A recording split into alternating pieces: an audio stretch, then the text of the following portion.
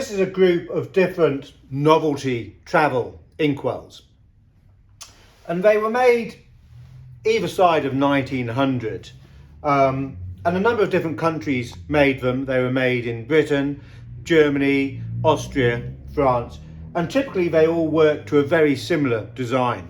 So let's show you that with this drinking flagon, which may have been used by a farm worker or labourer. So typically the case is brass, and then it'll be covered in leather for its decoration. So we can see that there's a concealed push button here, and if we release that, it opens up the lid, and then we've got another inner lid, a little sprung clip there which will release that, and inside we've got a glass bottle which is removable, and the inside of the lid has got a sprung pad which forms a nice tight seal on top of a glass bottle to stop any spillage. And this one has got quite nice detail. If we look at the leather, you can see it's been rolled with a interwoven design to perhaps simulate wicker, and the leather carrying handles are made of twisted leather to simulate rope. So that's quite a nice inkwell. So if we go through them, there's a number of different designs that they were made. Probably the most popular design, and certainly today the most desirable, is the globe inkwell. Now this is quite a small one. We've had them in 2 or 3 sizes bigger than this. In fact, we even had one which had a double inkwell within it. And again, it's made of a brass case, but instead of leather, you've got, just like a real globe rather, you've got these lithographed printed gauze which are fixed to the brass shell, giving you all of the different countries of the world. Even to the underside, we've got the Arctic.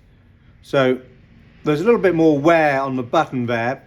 With these globe inkwells, you've got to be very careful. Quite often the condition is not as good as you would hope. This one is pretty good, apart from a little bit of a wear to the button. Far more of the lithographed paper has worn away. So again, we've got a similar sort of situation with a lid to the interior and a sprung catch, and a glass bottle underneath that lid.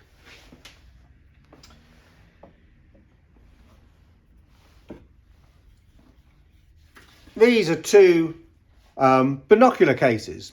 We've got a faux crocodile case here. So again, the leather has been rolled with a pattern to simulate the crocodile.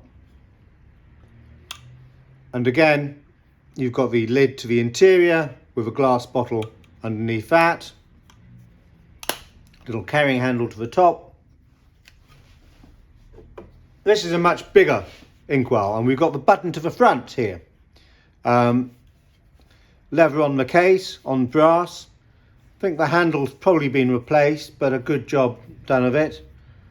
Press the button, and we have got 2 inkwells to the interior. And this example goes a little bit further in that the brass is engraved with a pattern. So 2 inkwells, and we've got a pen white brush to the middle. So we just twist that, and there you go. You've got your glass bottles to the interior. Put them back down and swing the catch back. Close it all up, put it away. Now a number of different cases were made. This is a little leather doctor's case. Again, the leather's been rolled to give a graining to the leather. You've got a little swing brass handle there, which still works nicely. Open it up. The interior of the brass has got a nice gilt finish. Condition pretty good on this one, very nice. And there you go with your sprung lid, pad to the interior glass bottle.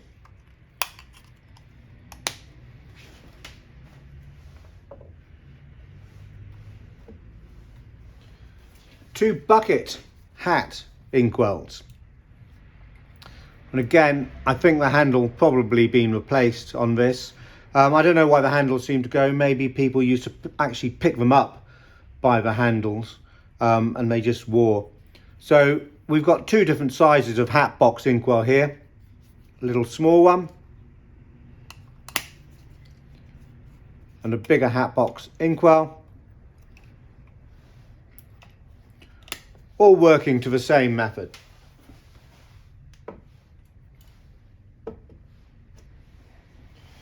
This is a violin case, and the long shape of the case lends itself to having an inkwell at the back and a little brush wipe to the front. And again, covered in a grained leather similar to the little Gladstone or doctor's bag. So those are cases. Here we have got 3 faux books. The Pocket Classics Royal Edition in 3 volumes. Essays, travels and poetry. And this really is in lovely condition.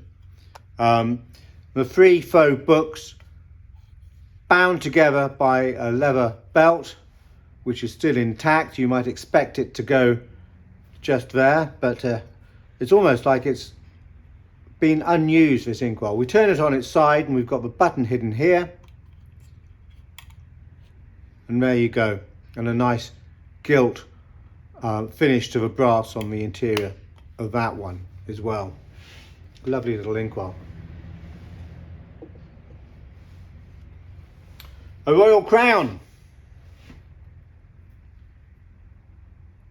Where's the button? There we go. There it is. And the leather to this one has been painted with decoration. Some hats. A Hamburg hat. Nice little bow to the side of it. The leather to the top has been replaced, but again, quite a good job done of it. Press the button. And there we go.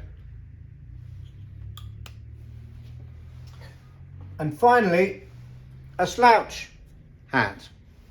Now this one is quite interesting because to the side it's marked CIV, and that's the abbreviation for the City of London Imperial Volunteers, and they were raised in December 1899, January 1900 to go off and fight in South Africa with all of their equipment, etc., for the regiment, paid by the City of London. And so this hat was obviously, inkwell was obviously aimed at people with a connection to the City Imperial Volunteers.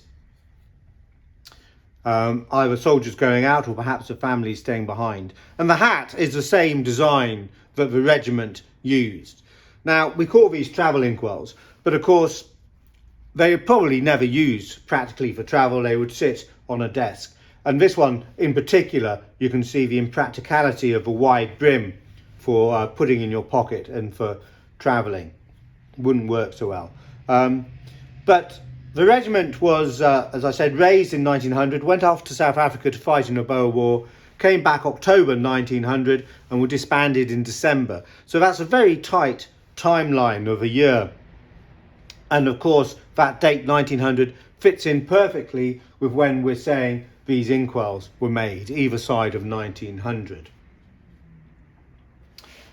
So, anyone who's interested in collecting inkwells, and there are a number of collectors out there, Novelty inkwells give you a lot of scope to add to your collection. There's really quite a wide range of items that they produced, far more than we are showing here.